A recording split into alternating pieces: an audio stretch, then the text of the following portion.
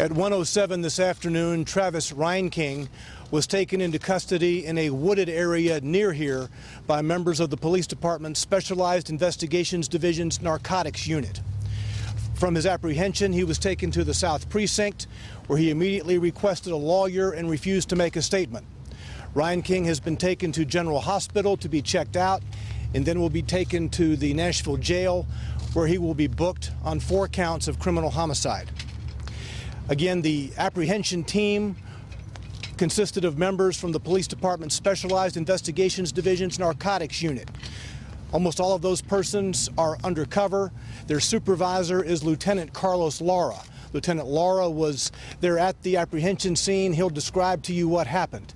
After Lieutenant Lara speaks, we'll hear from Mayor David Briley and Chief Anderson, and then take your questions after everyone has spoken. Lieutenant Lara.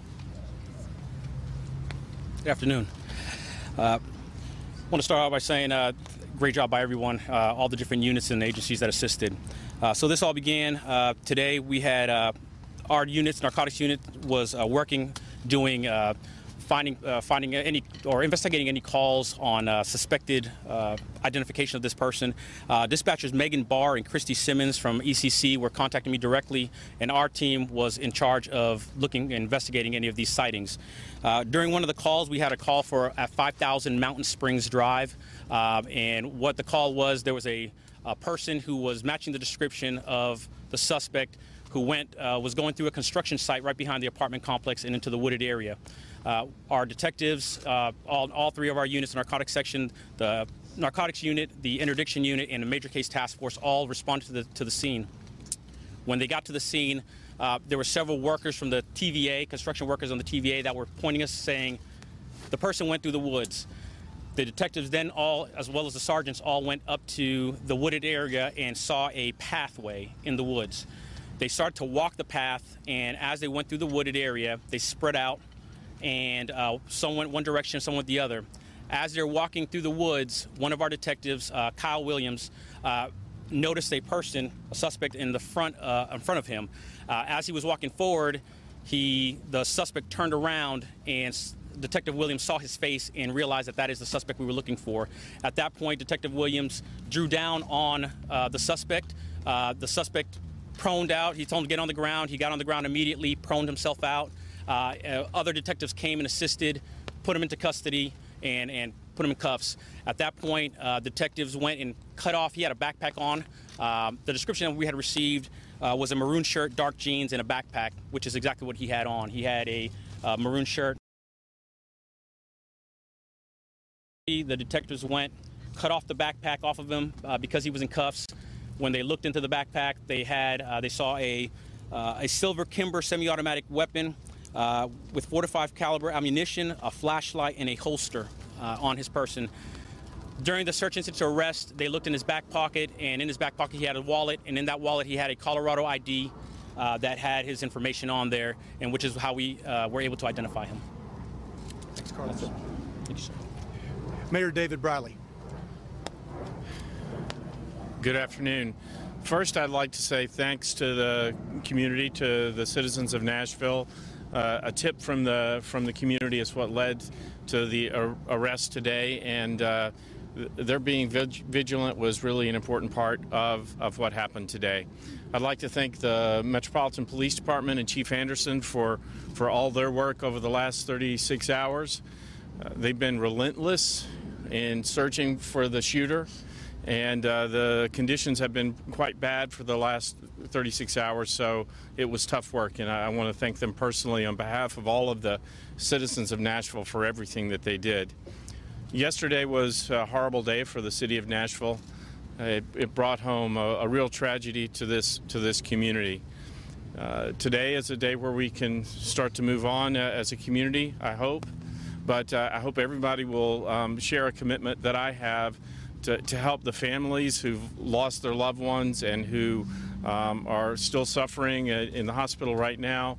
We're going to have to gather around them and help lift them up over the coming weeks.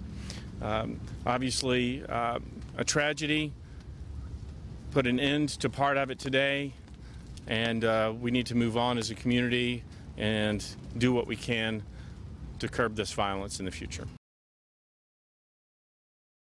Chief Steve Anderson. Certainly this apprehension was the result of teamwork throughout the Metropolitan Nashville Police Department. Almost all of our components were involved. The SWAT team, K-9 flight, on and on. We had the majority of our detectives out here in undercover cars. And certainly it's a teamwork effort in terms of our support from our federal and state partners. Department of Homeland Safety and Homeland Security had a team of state troopers out here. The FBI had an enormous amount of resources. They had actually started several teams from Washington to assist us in this search. The ATF and the Secret Service likewise. And it's a community effort. This would not have been accomplished without the cooperation of the community, and it was the citizens' tip that led to this apprehension. And the businesses that have supported us bringing food out here to feed the officers who were out there in the rain, the cold, and the dark. So I applaud everybody that's been involved. And again, it was a team effort that made this possible. Mr. Gavin or Commissioner Perkey, Matt? Assistant Special Agent in Charge, Matt Espenshade from the FBI. Espenshade. I'd just like to thank all the entities involved for this. It was great teamwork and coming together. I'm glad we came to a quick resolution. I'd just like to thank the community as well, because there's a challenge that we still have in front of us, and that is to not forget the victims. We take very seriously our victim witness services, so those will really come into effect at this point, providing counseling services to those who were hurt and to the families who live on. So thank you for your time. David Perkey, Commissioner of Safety and Homeland Security for the state of Tennessee. I was telling the chief just before we walked up here, justice is relentless when it involves the partnerships that we have on the federal, state, and local level, especially when it's working with the citizens. And as a former mayor myself for many years, I understand what it takes for justice to prevail, and you have seen that happen today. So congratulations to all of our partners. The Department of Safety and Homeland Security was glad to be one of those. But this is a good day. Thank you. Special Agent in Charge from the ATF. Good afternoon. Yesterday was a very tragic day in this community. Our law enforcement partners came together and we were determined to be relentless to bring this young man to justice. We worked very well together, and today is a day that we can begin to heal as a community. Thank you for your support. Questions, please say who you want to ask the question of. Mark Strassman, CBS News. Lieutenant, can I grab you a second? Let's go back to the moment of capture if we can for a second. So what was his demeanor? Did he have anything to say? Did he resist arrest? I wasn't actually not at the location. I was getting information relayed. There was a little bit of miscommunication at one point, but as soon as the detective saw him, there was really no communication other than him, the detective drawing down on him, and he got on the ground and proned out and was taken into custody. Did not try to resist? Not at all. Not that I know of, sir. Did he make any statement, Lieutenant? Not that I know of, sir. Did he show any remorse? At this point, I wasn't there, so I can't say, but I have not received any news that, or any word that he made any statements at all. That location is about 2 miles away from here, would you say? Do you have any idea how he spent the last 36 hours? Was it in those woods? Again, a lot of that information is information I can't answer because we don't know. We believe that he's possibly stayed in that same area, but again, 5,000 Mountain Springs is not far from here. It's behind where he lived, so who knows? We won't know until the investigation continues. The 45 found in his backpack. He was clearly able to get some material, was he not? He was able to get the backpack. He was able to get his gun. He was able to get his shirt. Yes, when he was caught, he did have a maroon shirt, dark jeans, and a black backpack with, again, a silver Kimbrough semi-automatic weapon, flashlight, a holster, and some 45 cal ammunition, and that's all we have at this point.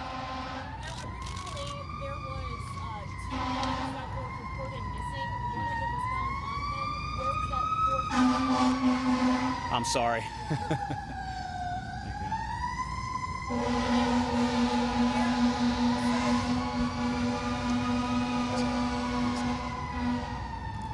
So originally there were 2 guns that were reported missing yesterday.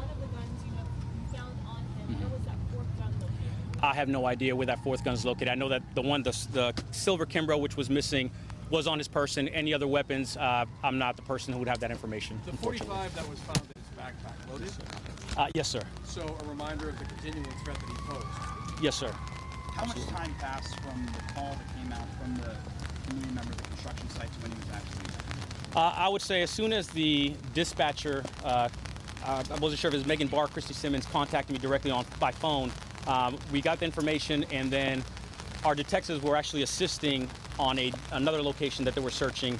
We pulled them just due to the fact that this location was behind Cane Ridge Elementary School. We wanted to make sure that it was a priority. We pulled some of those detectives. Three of our sergeants and all of our units went to that location, and at that point, I would say probably about 10 minutes tops between the time that we received it and the time that the guys were dispatched out there. Ariel Russia from ABC News. Can we speak to the FBI? Matt? Mike? Yes, ma'am. Sir, how concerned are you that Travis Reinking was able to slip through the cracks? Are you staying from the time yesterday of the shooting until now, or? How concerned are you that Travis Reinking has a past mental health history, and he also has had many run-ins with law enforcement, including the Secret Service? The FBI is aware of him. How concerned are you that he slipped through the cracks? Okay, I can tell you from our perspective, after the incident at the White House and the assessment that happened in the Springfield office, that every federal resource was brought to bear, and that we were able to effectively neutralize what we felt was the threat at the time by ensuring that he did not have the ability to purchase our own weapons and that those weapons were taken. How was he able to get that gun back? That I would have to refer you to either the Illinois State Police or the Sheriff's Office there in Illinois. Are you looking into any connection he might have had with sovereign citizens? We are investigating all of the possibilities to any groups, but right now we have no information to provide on that. Should his father have given him back those weapons? I can't make that assessment. Obviously, it's a very tragic thing. He was not able to possess or own those weapons, so on its face, yes. Has his father given a reason for why his weapons were given back? I haven't heard that. Are there any gun laws that the father may have violated by giving his son the weapons? I would refer that over to ATF. All right, Mr. ATF. So happens you're right there, man. I appreciate you being here. Yes, sir. So is it possible that his father could be subject to gun laws? Could his father have violated gun laws by giving his son the weapons? It is possible if you transfer weapons knowingly to a person that is prohibited, so that could potentially be a violation of federal law. As far as you know, for your agency, has the father told you, or do you know why they for giving weapons? I can't speak to that at this point. Is he under investigation? All federal partners are looking at him for any potential violations of federal firearm laws or obviously the homicide he committed. He could face charges. He potentially could. But Yes, sir. Reinking, was he supposed to have guns here in Tennessee? State law doctrine is different, but we know his guns were taken away in Illinois. Should he have had weapons in Tennessee? He should not have had weapons, correct. In Tennessee. In Tennessee. So he was legally stripped of his ability to purchase or possess weapons? Well, that actually goes back to the FBI. They control the NICS system, not ATF. Okay. Lieutenant Laura, if I can ask you a question. Lieutenant who? Laura? Yes, sir. Can you give us an idea of how this man was able to survive and escape your dragnet? What do you think that he was able to do? I have to say that I don't know. We don't have that information. I wasn't involved in a lot of the planning and a lot of the search. I had a specific job, and our unit had a specific job, so there's a lot of things that we have to take into account that I don't know of. So all I know is that when we caught him, he was at 5,000 Mountain Springs in that area. There's a good chance he'd been there since this occurred, but that's information I just can't give you. You had a chance to look at him. What did he look like? What was his physical condition? I was not able to be over there, but he looked like, again, he looked like he was tired from what I was told. What did he give up? That specific area in those woods, I don't believe, at least during the time that I was working and our guys were there, we didn't check that area that I know of.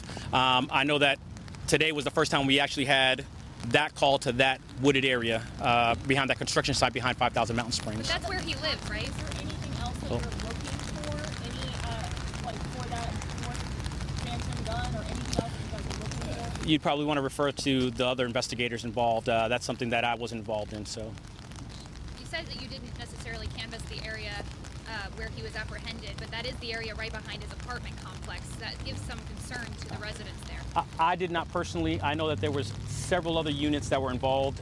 I was not personally, and none of my unit was involved in that canvassing that I know of. I know that there was several units and agencies that were involved assisting.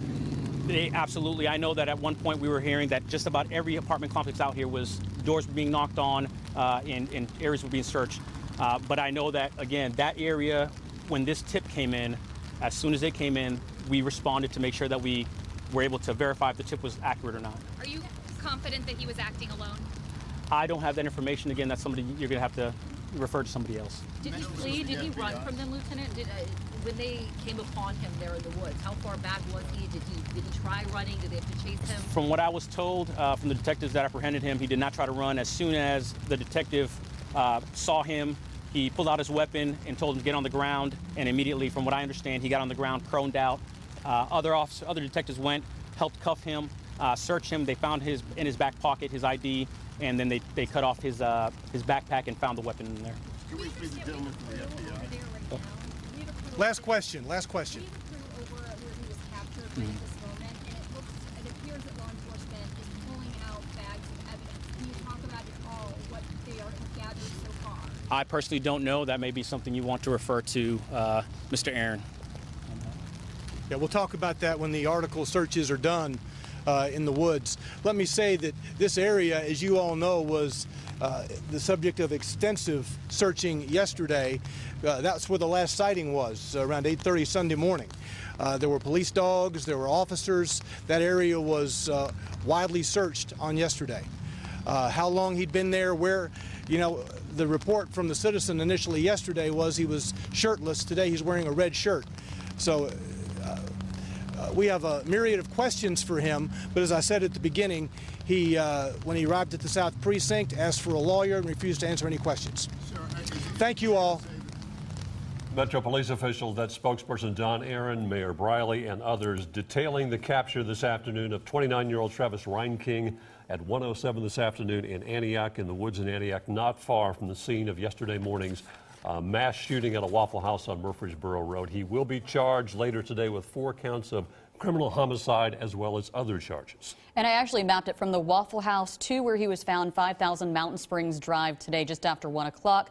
0.7 miles. So police said earlier in a press conference they had no reason to believe that he left the area, and there's the map you can see. In fact, he never did leave that area. Yeah, he was on foot the entire time, basically hiding the entire time. Police had his description perfect. He was wearing the clothing they described, a maroon or red shirt, blue jeans. He was found with the gun that was missing, a .45 caliber handgun inside his backpack. And as you heard the police officer say, when they spotted him, he gave up immediately. And there he is being taken into custody. This is a guy I mentioned earlier, kind of hard to miss, 6'4", 180 pounds. So at some point you knew he was going to be spotted. As he walks in, we have pictures and you can kind of see that right side and left side of his shirt are torn. He has scratches. So there's the picture of him being put in the back of the patrol car. And what a testament to Metro and all the employees and all the law enforcement officials, as well as the citizens of Davidson County. You heard Mayor Briley say it was a tip by a citizen of Davidson County in the area where these searches were going on that led to the arrest today. Yeah, the witness saw him walking across the fields, run into the tree line, and did exactly what they've been asking us all to do, to stay diligent and call 911 if you see this guy. Again, going back to Travis Reinking, accused of murdering 4 people at the Waffle House on Murfreesboro Pike in Antioch just before 3:30 Sunday morning. This is Jerry Barlow, has been at the search scene, at the capture scene, at the